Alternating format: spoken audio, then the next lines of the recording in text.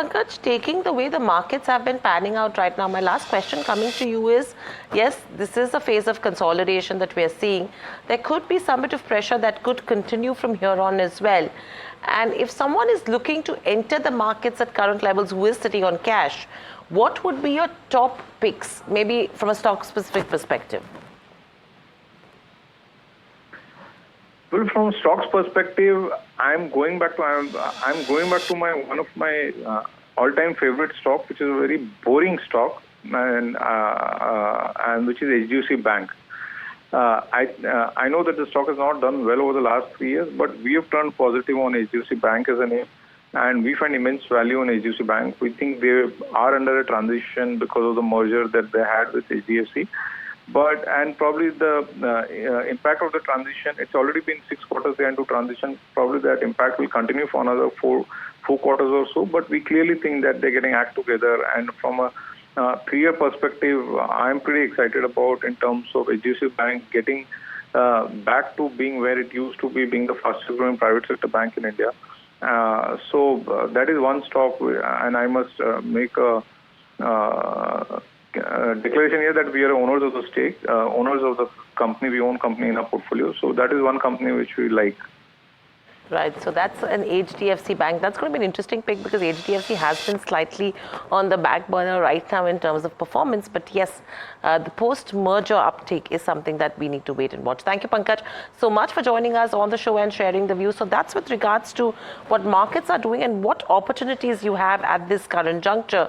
But staying with the theme, let's look at how the rupee is performing as well. It actually hit a record low against the dollar on the back of a hawkish outlook from the US Fed. 85.07 is where it is at. First, let's head across to Alex to get more. Alex, what's happening?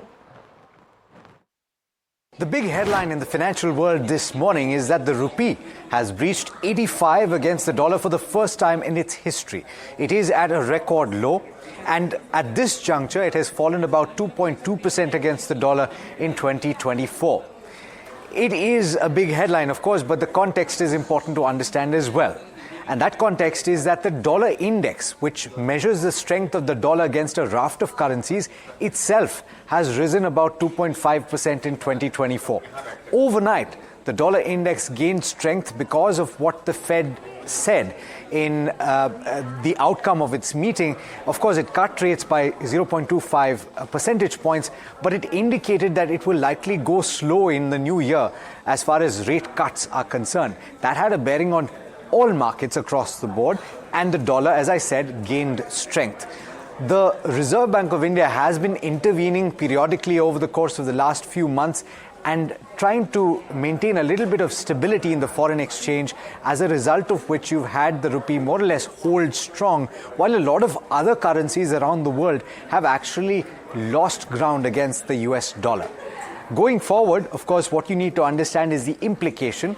For importers, a weaker dollar is not a good thing, and it's a major issue for India because of the crude imports that we have in our country, and also gold imports. That's something that we've seen a rise in the recent past. Of course, that is another story altogether, with the latest data being questioned. But it's positive from the perspective of the exporters. They will be cheering to a certain extent, and that can have an impact in the third quarter of this current financial year. I'm talking about the December quarter, as well as in the first and the second quarter of the new calendar year, that is next year. So that should give you a little bit of perspective on what has happened about the rupee. Of course, equity markets are bearing the brunt of the Fed's decision as well.